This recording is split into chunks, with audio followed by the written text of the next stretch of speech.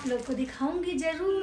Hello दोस्तों, नमस्कार। कैसे हैं आप लोग? उम्मीद करती हूँ आप लोग बहुत अच्छे होंगे। तो दोस्तों, मैं प्रिया शर्मा और मैं अपने इस ब्लॉग में आप लोग का स्वागत करती हूँ। मैं भी अच्छी हूँ, स्वस्थ हूँ, मस्त हूँ और मैं भगवान से यही दुआ करती हूँ कि आप लोग भी अपने अपने घर में स्वस्थ रहें, मस्त रहें और अपने अपने कामों में व्यस्त रहें। क्योंकि अगर हम सुखी होते हैं, हम स्वस्थ होते हैं तो हमारा परिवार स्वस्थ होता है और एक परिवार स्वस्थ होने का मतलब होता है कि एक घर स्वस्थ होता है। तो घर स्वस्थ होता है तो समाज स्वस्थ होता है, क्योंकि हर घर में अगर अच्छे से लोग रहेंगे तो एक समाज जो होता है ना अच्छा मतलब बनता है।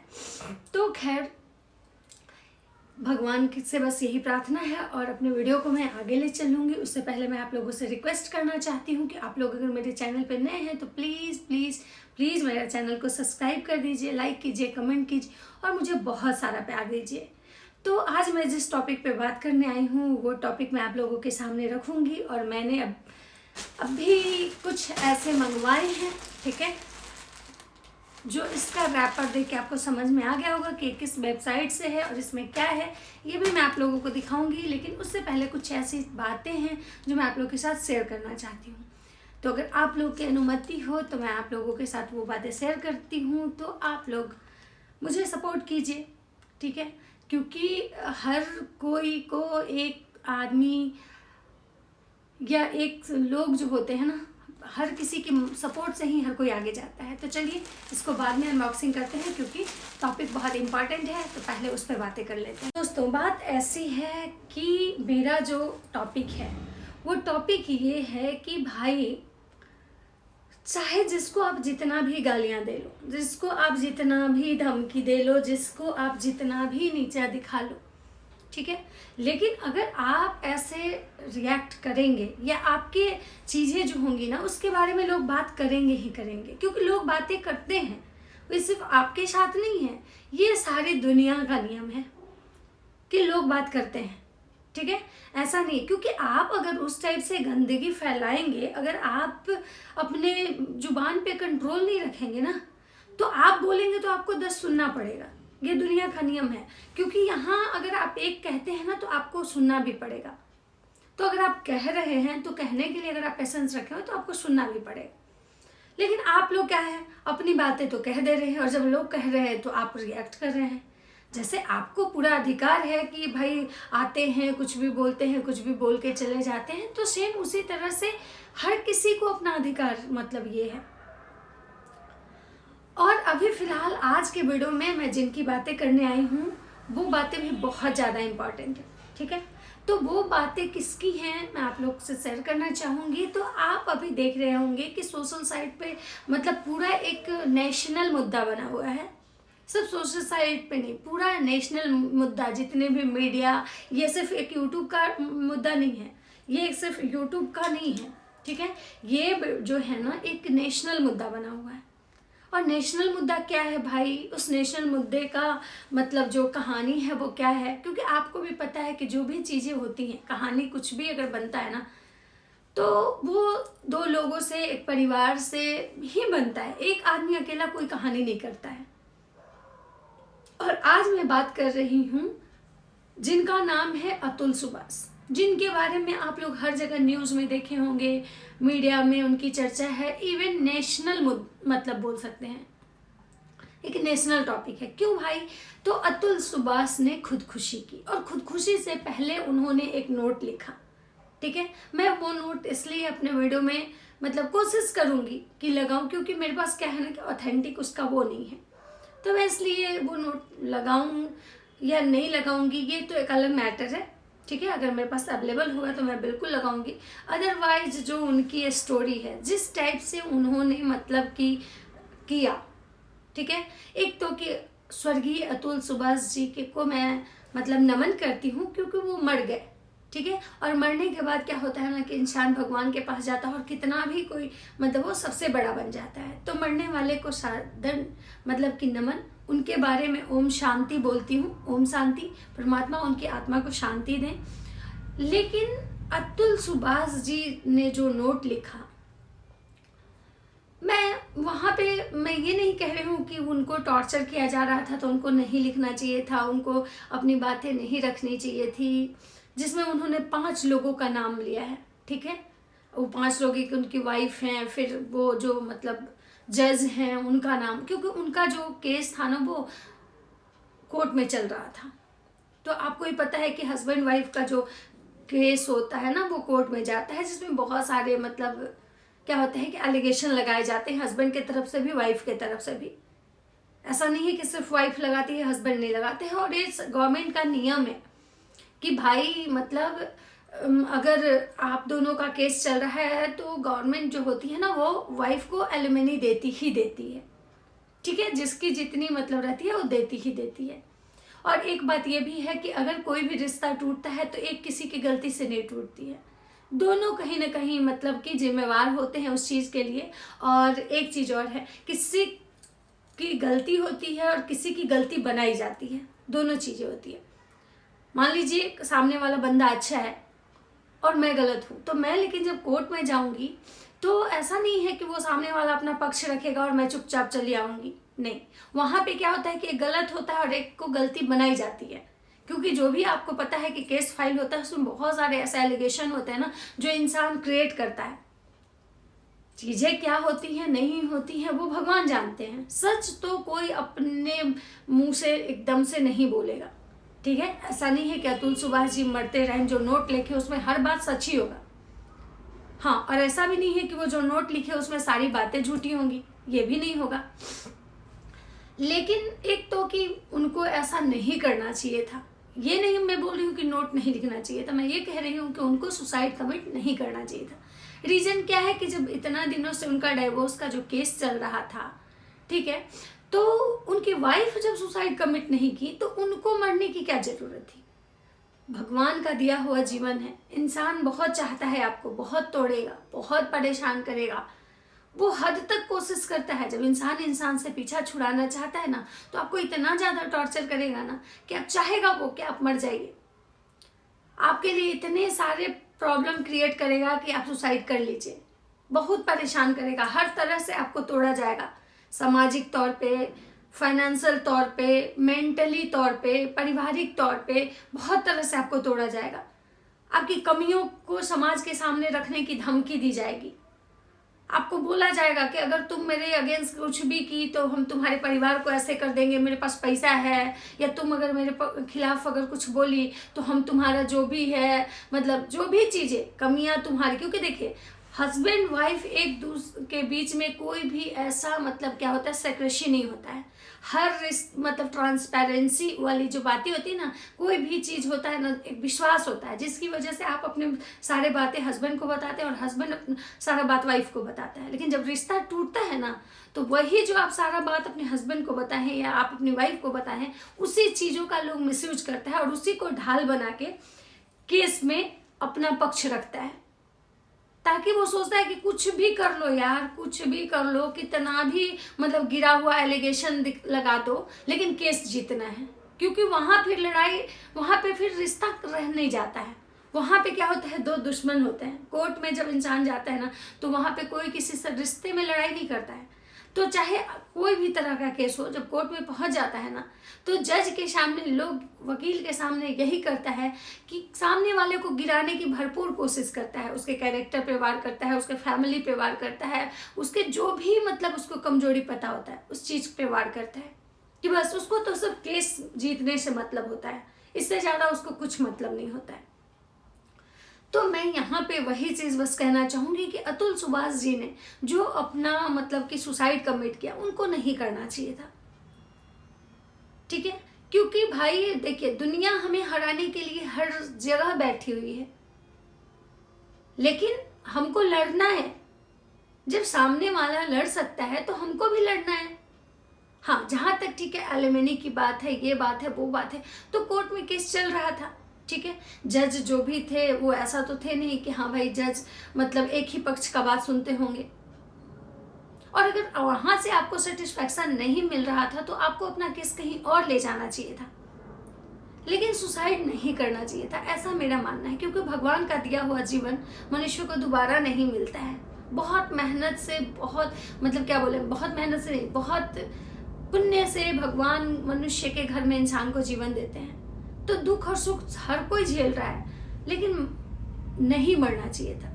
लेकिन खैर, जो नियति को मंजूर होता है ना, उसको कोई नहीं रोक सकता है। क्योंकि अतुल सुभाष जी एक पढ़े लिखे इंजीनियर थे। मैं ये नहीं कहूँगी कि वो गंवार थे, उनके पास दिमाग नहीं था इसलिए उन्होंने ऐसा किया, नहीं। वो एक पढ़े लिखे इंजीनियर थे, तो उनके पास दिमाग था। वो बेंगलोर में पोस्टेड थे, वो बिहार के सीतामढ़ी के रहने वाले थे, और वो जौनपुर में, मतलब उनका शायद वो पैतृक घर है, ये ससुराल में पूरा कंफर्म भी नहीं हूँ। लेकिन मैंने वीडियो देखा तो मुझे लगा कि नहीं, उनको अपना जान नहीं देना चाहिए। उनके सुसाइड नोट से तो मैंने नहीं कुछ देखा, लेकिन उनका जो एक ऑडियो जिसमें वो बोल रहे थे कि मेरी बीवी हमको कोरियन बनाना चाहती थी। अब कोरियन कैसे बनाना चाहती थी उनकी बीवी, अब तो वो जाने और परमात्मा जाने। उसके बाद उसमें उन्होंने बहुत सारी ऐसी चीजें बोली जिसको आप सुन नहीं पाओगे, क्योंकि जब मैं नहीं सुन पाई तो आप क्या सुनोगे।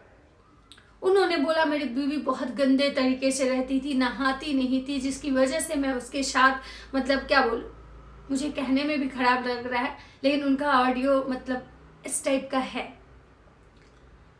तो मुझे बस एक ही चीज ये लगा कि भाई साहब, ठीक है, इतना भी मतलब क्या बोले, इस टाइप की चीजें इंसान, मतलब क्या बोले जी, हार जीत की जब लड़ाई होती है ना, तो इंसान अपना लेवल गिरा चुका होता है। आपकी बीवी कैसी थी, वो आप उसके साथ क्यों, मतलब क्या बोले, मुझे बोलने में भी अजब लग रहा है जिस टाइप का वर्ड का उन्होंने यूज किया है। लेकिन मुझे एक चीज समझ में नहीं आया कि ठीक है भाई, बच्चे आपके बच्चे हैं, उनके बच्चे भी हैं शायद, तो अगर उस टाइप का आप लोग का रिलेशन नहीं था तो फिर बच्चा कहाँ से आया। और अगर आपकी मतलब वो नहाती नहीं थी, गंदे रहती थी, उसका अंडर आर्म्स के बारे में भी कुछ बोले हैं, जिसको कि सब लोग उस ऑडियो को वहां पे म्यूट कर दिया है। उसमें बहुत सारी बातें उन्होंने ऐसी बोली। लेकिन मतलब मुझे एक ही चीज कहना है कि ठीक है, अगर आपको नहीं लग रहा था तो ठीक है, डाइवोर्स चल ही रहा था, आप लोग अलग हो जाते, लेकिन मरने की क्या है जरूरत थी, आपको नहीं मरना चाहिए था। और आज जब आप मर के भी, ठीक है आप मर गए, आपको लगा कि मुझे उसके बाद अगर मुझे न्याय नहीं मिला तो मेरे डेथ बॉडी को गटर में बहा दीजिएगा। एक बात बताइए, अगर आप मर गए, सुसाइड कर लिए, उसके बाद आपके डेथ बॉडी को कोई कहीं भी बहा दे, न्याय के लिए आपको जिंदा रह के लड़ना है। न्याय अगर लेकिन हाँ, ये दुनिया है। देखिए, अतुल सुभाष जी ने भी यहाँ पे, उनको महसूस हो चुका था कि जीते जी मुझे यहाँ जल्दी न्याय मिलने वाला नहीं है, जीते जी मेरे पक्ष में कोई बोलने वाला नहीं है। क्योंकि जिस टाइप का हमारा समाज है, सोसाइटी है, जिस टाइप की चीजें यहाँ पे चलती हैं, यहाँ पे आपके अगेंस्ट हर वो इंसान खड़ा होगा जब आप अपनी लड़ाई लड़ेंगे। बहुत कम ही लोग आपके साथ मतलब खड़े होंगे। लेकिन अगर गलती से आप मर गए या सुसाइड कर लिए, या तो आपको कुछ हो गया, मतलब भगवान की तरफ से ही,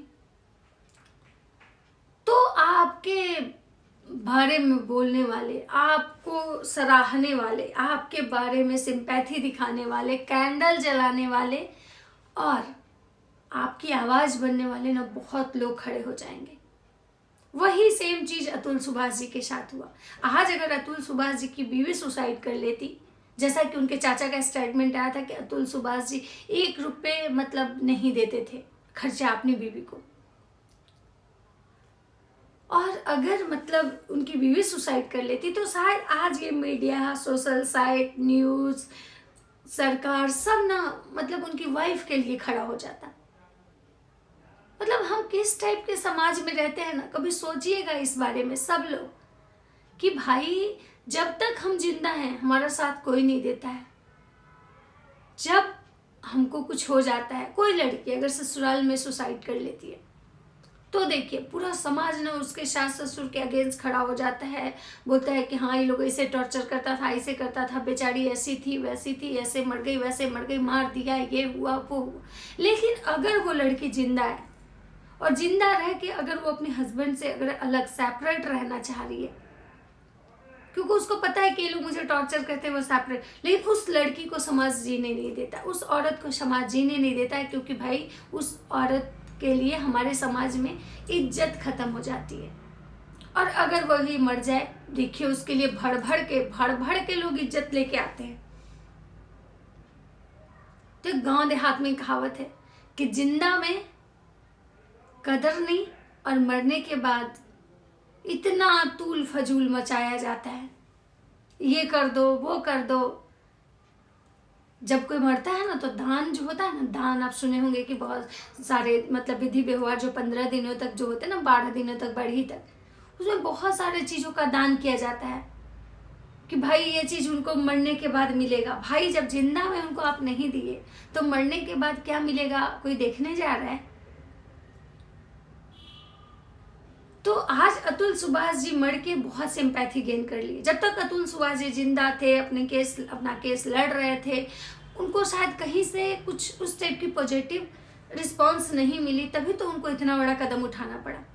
अगर शायद मीडिया हो या पुलिस हो, प्रशासन हो, गवर्नमेंट हो या कहीं भी, वो हर जगह से अपना कोशिश किए होंगे, समाज हो, उनको अगर शायद थोड़ा सा उनका हेल्प कर दिया होता तो शायद ये नौबत आज नहीं आती। कोई माँ बाप अपना बेटा नहीं खोता, कोई पत्नी अपना पति नहीं खोता, और कोई इंसान अपना जान से हाथ नहीं धोता।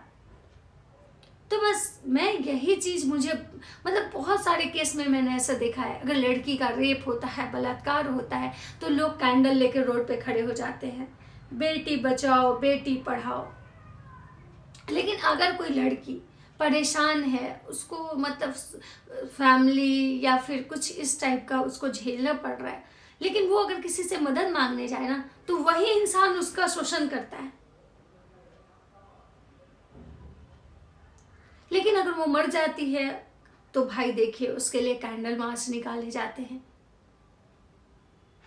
और यही कारण है कि बहुत सारी लड़कियां, औरतें, मर्द जो भी हैं, समाज में उनका शोषण होता है, लेकिन वो किसी से मदद नहीं मांगते हैं, क्योंकि उनको पता है कि कोई मेरी मदद नहीं करेगा, बल्कि सब मेरे मजाक उड़ाएंगे या फिर मुझे यूज करेंगे।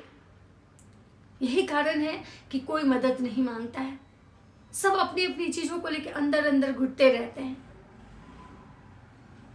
तो भाई ऐसा समाज बनाइए जहां जीते जी लोगों की कदर कीजिए, जीते जी उसकी मदद कीजिए। मरने के बाद आपका क्या हुआ, मदद किसी काम का नहीं है, उस इंसान के तो खैर किसी काम का नहीं है।